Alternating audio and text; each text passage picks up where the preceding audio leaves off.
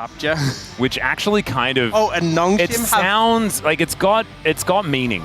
Nongshim have Patzel, which yeah, it sounds like a pretzel? Like a pretzel, but what variation of a pretzel? Snowball fights, I don't think.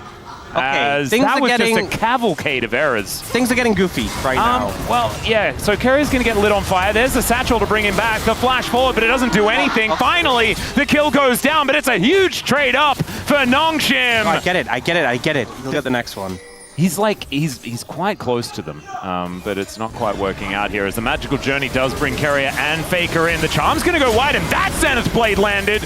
Has now no aftershock and no way to get out of this one as he does manage to avoid some of the skill shots, but not that last one as Gumayushi's going to even out the kill score. Still, Gio looking for a few angles here, finds a satchel and says, get out of my lane, Gumayushi. Yeah, and Gideon's coming over. Gumi doesn't have flash. The wall is going to come down and Carrier, can he defend? No, he can't. As the sidestep doesn't quite work out, Faker is out of the blue stuff, so he's going to have to get out of the lane, and he is going to do so. Oh, no, just go home. Oh, just go home. Just go home. Just go home. He's so dead. He is very dead. Well, he's not dead. Never mind, he's totally fine. As now in goes Gideon. Mega Inferno Bombs down as well. Massive damage on the Doran. And the flash forward. Gideon just needs one more auto. He'll find it as the Zenith Blade in celebration there from Lehens. Beautiful. You love to see it. That is going to be 2 grubs over to Nongshim as well. Already managing to find the feats of warfare in this game.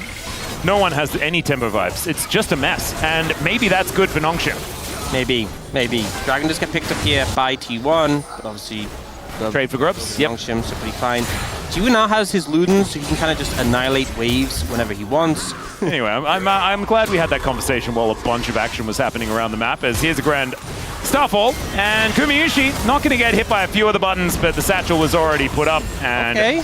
Gio's going to knock it down. Another magical journey in here from Carrier as Seismic Shove held onto here by Calyx. Man, these sidesteps are looking clean as he does eventually have to flash. Maybe if you ask Wolf, just not picked again. He's really not a fan of it. I'm sure he'll talk about it on the space.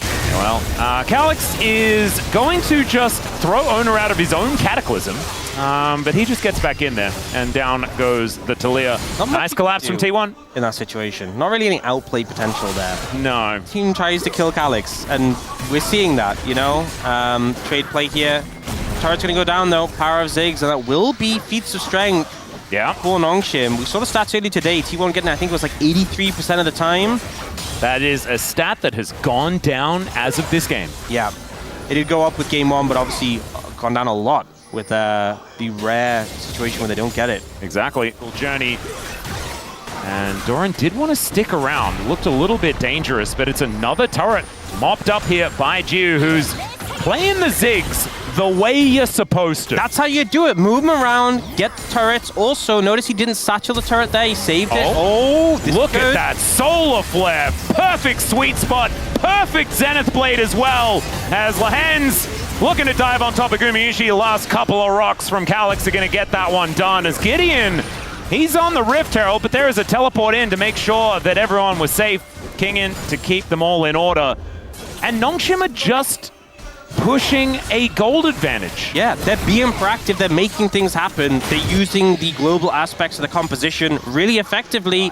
Yeah, it's also like against the Ziggs, you can set up the ult or put a minefield on top of the stasis, so that can backfire later on.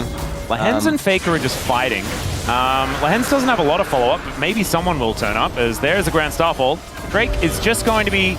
Faker does take a fair bit of damage here, as this Ziggs is still pretty dangerous. Still, they will be able to get this turret because no one on T1 is actually in the area.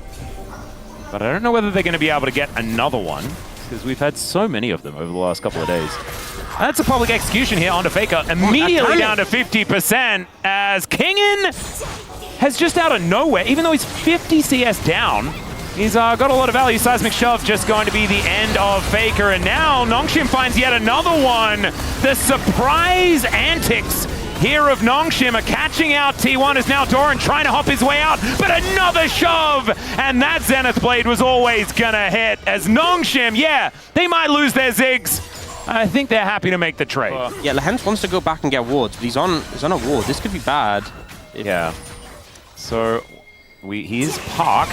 There's the charm. He was just standing waiting for it. Chains of Corruption does come down, and now Lehens is able to go back. Still, Seismic Shove is just going to be avoided there by Faker. Not enough rocks in the way as Gideon puts up the shield. Teleport in now from the Aurora. The Ambassador actually waiting here as Kingin. Not as quick on the trigger finger, but that is just going to be delivered to death. Jiu trying to get himself out of the way, and everyone flashes forward. Still, he gets the bomb down, and Ona will be taken out as Kingin doesn't quite hit the public execution, but now the wall comes in, and Calix has just blocked off the carries of T1. Gideon dives on forward. He'll very soon have another stun, but he doesn't need it. That's a spiky old shield, and he's able to take down the area. Nongshim set themselves up for an easy Otacon. Just when it starts to look like it could be a little scary, Jiwoo goes down. Nongshim's so good at turning the play around, cleaning up the targets, and Gideon and Calix massive in this game. Kerry is fishing. He has smite. He has, no, there's no way. There's no way. Oh, there is absolutely no. Oh my! It went down to 200 health. That was way too close. That was illegal. How close that was. Kerry is still going to die, and they will be able to get the Drake. A massive move here for Nongshim. You know what's the thing? They nerfed Spellbook Smite. They did. They actually nerfed Spellbook Smite, so it doesn't do as much. And you know how much they nerfed it by? I believe it was 300. It was 300. From 1200 to 900. So Yep. if he had old Spellbook Smite... It was barely in range, actually. It's kind of similar to when we've had, like, Rel. Oh, nice sidestep there from Faker. That was slick. I still don't know whether he's going to quite get himself out of there, as the Q damage kind of absurd. There is the Solar Flare just collecting the slow. Still, that is another satchel to blow up this turret. Nongshim just formidable right now. I mean, this is... Oh, Calix? Okay, Calix is going to be stuck throwing some rocks around here as a Seismic Shove. Not quite going to work as now Ona going in, gets on top of Jude. Let's see whether he can actually satchel his way out of it, and the answer is absolutely not. Still Kingin getting amongst it, and in melee range with this Ambessa, you're never having a good time. That's a double kill here for the top laner of Nongshim, and he's not done yet. Another shove! As, man, maybe it wasn't the year of Closer. Maybe it's been the year of Calix this whole time. Doran and Faker not even interested. Gonna look mid. Calix approaching. He just have stasis, by the way. Another Seismic Shove, and unfortunately, Doran's not going to be able to escape that way. He does go in between the worlds, but he's just going to leave Faker to die. And, well, he's not. He does come over and offer a couple of buttons, but that may have actually just confirmed his own death as the flash does come out. Mega Cone. But, yeah, we're still going to try and teleport away, but another rock is going to connect. And in the meantime, Nongshim are just taking the Baron. In comes Tube to make sure that that secure is more than comfortable. It's now 19-7. Confidence of this team. Yeah. Oh, seeing more plays come out. They're looking for Calix again. He has Zhonya's. Yeah, so he is going to be surviving. Never mind. T1 are just going to get out of here as Kingin not going to get temperedly fated this time around, but he does publicly execute Ona, or at least he attempts to, as he will be able to escape. Cataclysm now on cooldown, though, and T1 are kind of scrambling at this stage of the game. Faker looking for an angle, but straight into the Solar Flare is Lehens! Oh man, that was beautiful! Gumayushi will be able to finish off Calix, but Faker is also going to die, and Lehens, rightfully so, takes that kill. Meanwhile, Geo is just destroying turrets in this mid lane, and Nongshim collecting more and more gold. Rebel Baron power play sitting at 2.5k, and I don't think it's going down anytime soon. The thing with this game is it's not like Nongshim have battled hard and really struggled in this game. They are just styling on one of the moment. Map, see target, kill target, carrier. Not where you want to be. Yeah, the magical journey is not the one he really wanted there as he gets smoked and destroyed. Down he will go. But of course, he's a bard that needs to get vision out. Not even your birthday. It's kind of insane. As Grand Starfall does come on down, my god, the damage capabilities here of this team is just ludicrous as Calix is going to make his way in. Gumayushi trying to get the damage down, but it doesn't quite work as Jiu, oh, the fancy feat, but he's still dead.